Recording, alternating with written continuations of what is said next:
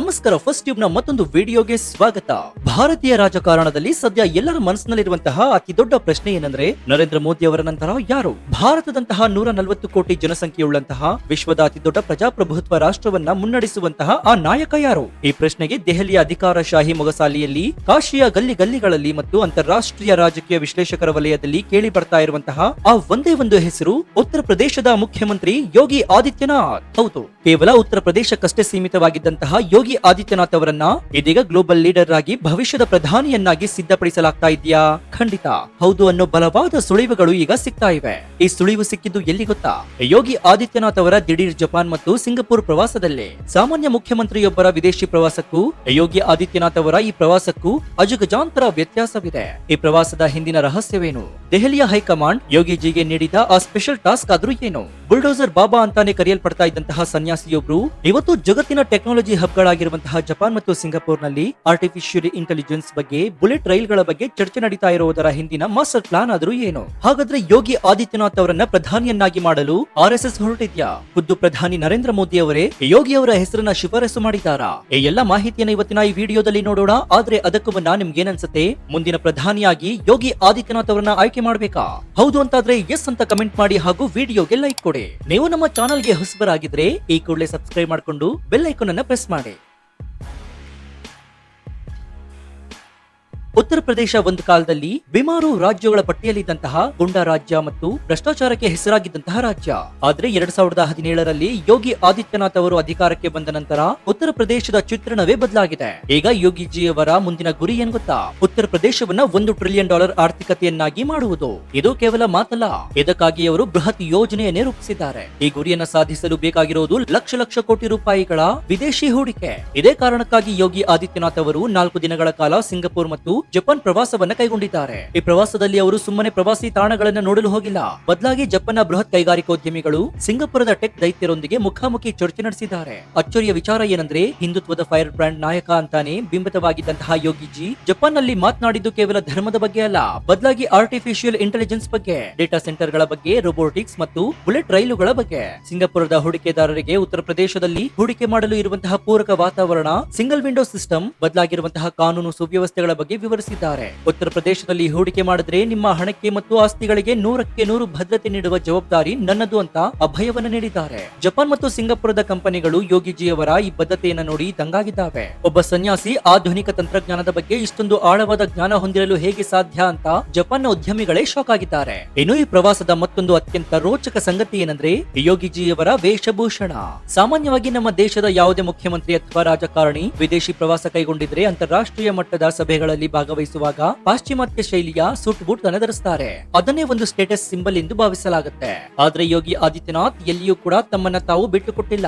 ಭಾರತದ ಅತಿ ದೊಡ್ಡ ರಾಜ್ಯದ ಮುಖ್ಯಸ್ಥರಾದ್ರೂ ಕೂಡ ಅಧಿಕೃತ ವಿದೇಶಿ ಪ್ರವಾಸಕ್ಕೆ ತಮ್ಮ ಸಾಂಪ್ರದಾಯಿಕ ಕೇಸರಿ ವಸ್ತ್ರ, ಕಿವಿಯಲ್ಲಿ ಕುಂಡಲ, ರುದ್ರಾಕ್ಷಿ ಮಾಲೆಯೊಂದಿಗೆ ಭೇಟಿ ನೀಡಿರುವುದು ಇಡೀ ವಿಶ್ವದ ಗಮನ ಸೆಳೆದಿದೆ. ಕೇವಲ ಭಾರತೀಯರು ಮಾತ್ರವಲ್ಲ, ಜಪಾನ್ ಮತ್ತು ಸಿಂಗಪುರದ ನಾಯಕರು ಕೂಡ ಈ ವಿಭಿನ್ನ ವ್ಯಕ್ತಿತ್ವವನ್ನು ನೋಡಿ ಕೈಮುಗಿದು ಸ್ವಾಗತಿಸಿದ್ದಾರೆ. ಇನ್ನು ಯೋಗಿಜಿಯವರ ಈ ನಡೆ ನಮಗೆ 1893ರ ಆ ಐತಿಹಾಸಿಕ ಘಟನೆಯನ್ನ ನೆನಪಿಸುತ್ತೆ.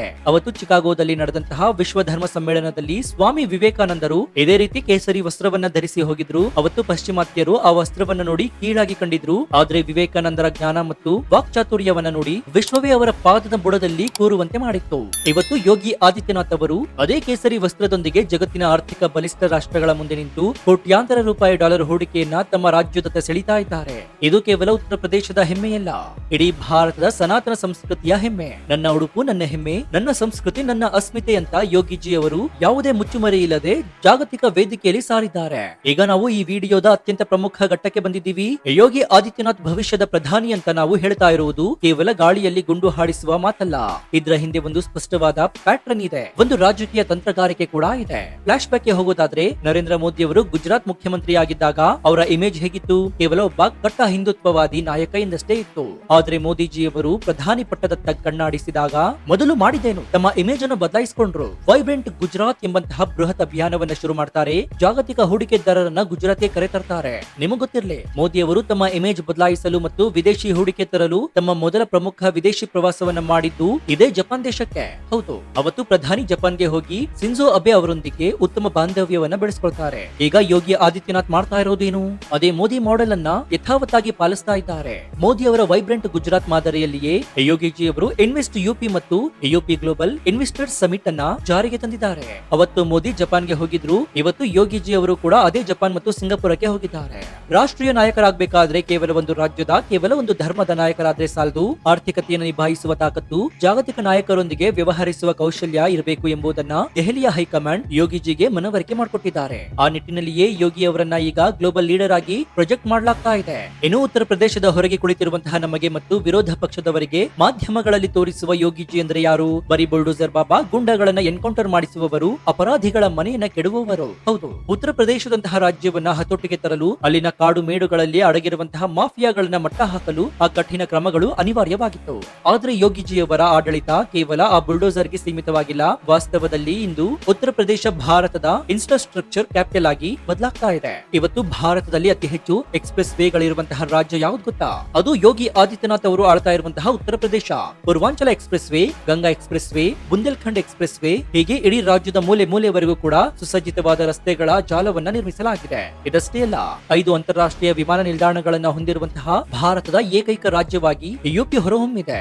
ಏಷ್ಯಾದ ಅತಿ ದೊಡ್ಡ ವಿಮಾನ ನಿಲ್ದಾಣ ಜೇವರ್ ಇಂಟರ್ನ್ಯಾಷನಲ್ ಏರ್ಪೋರ್ಟ್ ನೋಯ್ಡಾದಲ್ಲಿ ನಿರ್ಮಾಣವಾಗ್ತಾ ಇದೆ. ಮೈಕ್ರೋಸಾಫ್ಟ್, ಸ್ಯಾಮ್ಸಂಗ್ ಇಂತಹ ಜಾಗತಿಕ ದೈತ್ಯ ಕಂಪನಿಗಳು ತಮ್ಮ ಅತಿ ದೊಡ್ಡ ಉತ್ಪಾದನಾ ಘಟಕಗಳನ್ನ ಉತ್ತರ ಪ್ರದೇಶದಲ್ಲಿ ಸ್ಥಾಪಿಸಿವೆ. ನೋಯ್ಡಾವನ್ನ ಕೇವಲ ಐಟಿ ಹಬ್ ಆಗಿ ಉಳಿಸದೆ ಆರ್ಟಿಫಿಷಿಯಲ್ ಇಂಟೆಲಿಜೆನ್ಸ್ ಕ್ಯಾಂಪಸ್ ಆಗಿ ಅಭಿವೃದ್ಧಿಪಡಿಸಲಾಗ್ತಾ ಇದೆ. ದೇಶದ ಅತಿ ದೊಡ್ಡ ಮತ್ತು ಸುಸಜ್ಜಿತ ಫಿಲ್ಮ್ ಸಿಟಿ ಕೂಡ ನಿರ್ಮಾಣ ಹಂತದಲ್ಲಿದೆ. ಅನೇಕ ನಗರಗಳಲ್ಲಿ ಮೆಟ್ರೋ ರೈಲುಗಳು ಸಂಚರಿಸ್ತಾ ಇವೆ. ಯೋಗಿಜಿ ಅವರು ಹಿಂದುತ್ವದ ಪೋಸ್ಟರ್ ಬಾಯ್ ಆಗಿ ಉಳಿದಿಲ್ಲ. ಅವರು ಈಗ ಒಬ್ಬ ವಿಕಾಸ ಪುರುಷ ಆಗಿ ಹೊರಹೊಮ್ಮಿದ್ದಾರೆ. ಜಪಾನ್ ಪ್ರವಾಸ ಈ ವಿಕಾಸದ ಪ್ರಯಾಣದ ಒಂದು ಮೈಲಿಗಲ್ಲಾಗಿದೆ.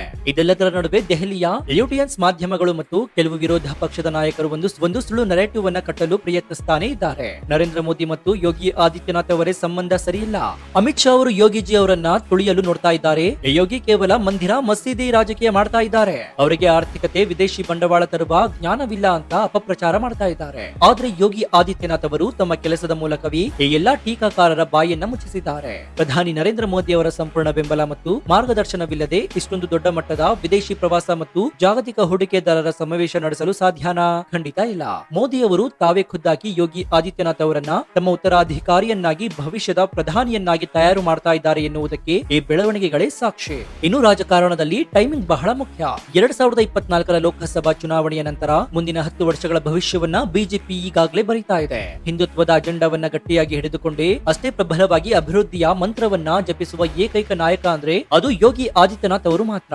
ಅವರನ್ನ ಅಂತಾರಾಷ್ಟ್ರೀಯ ಮಟ್ಟದಲ್ಲಿ ಒಪ್ಪಿಕೊಳ್ಳುವಂತೆ ಮಾಡುವ ಪ್ರಕ್ರಿಯೆ ಈ ಜಪಾನ್ ಮತ್ತು ಸಿಂಗಪುರ್ ಪ್ರವಾಸದ ಮೂಲಕ ಅಧಿಕೃತವಾಗಿ ಆರಂಭವಾಗಿದೆ. ಇನ್ನು ವೀಕ್ಷಕರೇ, ನರೇಂದ್ರ ಮೋದಿ ಅವರು 2014ರಲ್ಲಿ ಪ್ರಧಾನಿಯಾಗುವ ಮುನ್ನ ಯಾವ ರೀತಿ ತಮ್ಮ ವೈಬ್ರೆಂಟ್ ಗುಜರಾತ್ ಮೂಲಕ ಜಾಗತಿಕ ಮಟ್ಟದಲ್ಲಿ ತಮ್ಮ ಪ್ರಭಾವವನ್ನು ಬೆಳೆಸಿಕೊಂಡಿದ್ರು, ಯಾವ ರೀತಿ ಇಡೀ ದೇಶದ ಜನರಿಗೆ ಗುಜರಾತ್ ಮಾಡೆಲ್ ಅನ್ನು ತೋರಿಸಿ ವಿಶ್ವಾಸವನ್ನ ಗಳಿಸಿದ್ರು, ನಿಖರವಾಗಿ ಅದೇ ಟ್ರ್ಯಾಕ್ ನಲ್ಲಿ, ಅದೇ ಹೆಜ್ಜೆ ಗುರುತುಗಳಲ್ಲಿ ಇವತ್ತು ಯೋಗಿ ಆದಿತ್ಯನಾಥ್ ಅವರು ನಡೀತಾ ಇದ್ದಾರೆ. ಇಂದು ಅದು ಯುಪಿ ಮಾಡೆಲ್ ಆಗಿ ಇಡೀ ದೇಶದ ಗಮನವನ್ನು ಸೆಳೀತಾ ಇದೆ. ಕಠಿಣ ಕಾನೂನು ಸುವ್ಯವಸ್ಥೆ ಮತ್ತು ಅದ್ಭುತ ಮೂಲಸೌಕರ್ಯ ಅಭಿವೃದ್ಧಿ ಇವೆರಡರ ಸಮ್ಮಿಶ್ರವೇ ಯುಪಿ ಮಾಡೆಲ್. ಜಪಾನ್ ಮತ್ತು ಸಿಂಗಾಪುರದಂತಹ ದೇಶಗಳ ಇಂದು ಉತ್ತರ ಪ್ರದೇಶದತ್ತ ತಿರುಗಿ ನೋಡ್ತಾ ಇದ್ದಾವೆ ಅಂದ್ರೆ ಯೋಗಿಜಿ ಅವರ ನಾಯಕತ್ವದ ಶಕ್ತಿ ಎಷ್ಟಿದೆ ಎಂಬುದನ್ನು ನಾವು ಊಹಿಸಬೇಕಾಗುತ್ತೆ. ಭವಿಷ್ಯದ ಭಾರತವನ್ನ ಮುನ್ನಡೆಸಲು, ವಿಶ್ವಗುರುವಾಗಿ ಭಾರತವನ್ನ ನಿಲ್ಲಿಸಲು ಬೇಕಾದಂತಹ ಎಲ್ಲಾ ಸಿದ್ಧತೆಗಳು, ವೇದಿಕೆಗಳು ಈಗ ಯೋಗಿ ಆದಿತ್ಯನಾಥ್ ಅವರಿಗೆ ಸಿದ್ಧವಾಗಿದೆ. ಕಾಲಾಯ ತಸ್ಮೈ ನಮಃ ಎನ್ನುವಂತೆ ಮುಂಬರುವ ದಿನಗಳಲ್ಲಿ ಕಾಲವೇ ಇಲ್ಲದಕ್ಕೂ ಉತ್ತರವನ್ನ ನೀಡುತ್ತೆ. ಯೋಗಿ ಆದಿತ್ಯನಾಥ್ ಅವರು ಭಾರತದ ಮುಂದಿನ ಪ್ರಧಾನಿಯಾಗಲು ಸೂಕ್ತ ನಾಯಕ ಅಂತ ನಿಮ್ಗನ್ಸಿದ್ರೆ ಎಸ್ ಅಂತ ಕಮೆಂಟ್ ಮಾಡಿ ಹಾಗೂ ವಿಡಿಯೋಗೆ ಲೈಕ್ ಕೊಡಿ. ಜೊತೆಗೆ ನೀವಿನ್ನೂ ನಮ್ಮ ಚಾನೆಲ್ ಅನ್ನು ಸಬ್ಸ್ಕ್ರೈಬ್ ಮಾಡ್ಕೊಂಡಿಲ್ಲ ಅಂದ್ರೆ ಈ ಕೂಡಲೇ ಸಬ್ಸ್ಕ್ರೈಬ್ ಮಾಡ್ಕೊಂಡು ಪಕ್ಕದಲ್ಲಿರುವಂತಹ ಬೆಲ್ ಐಕಾನ್ ಅನ್ನು ಪ್ರೆಸ್ ಮಾಡಿ. ಇದರಿಂದ ನಾವು ಹಾಕುವ ಹೊಸ ವಿಡಿಯೋಗಳ ನೋಟಿಫಿಕೇಶನ್ ಮೊದಲು ನಿಮಗೆ ಸಿಗುತ್ತೆ. ಇದಾಗಿತ್ತು ಈ ಕ್ಷಣದ ವಿಶೇಷ. ನೋಡ್ತಾ ಇರಿ ಫಸ್ಟ್ ಟ್ಯೂಬ್ ಕನ್ನಡ. ಧನ್ಯವಾದ.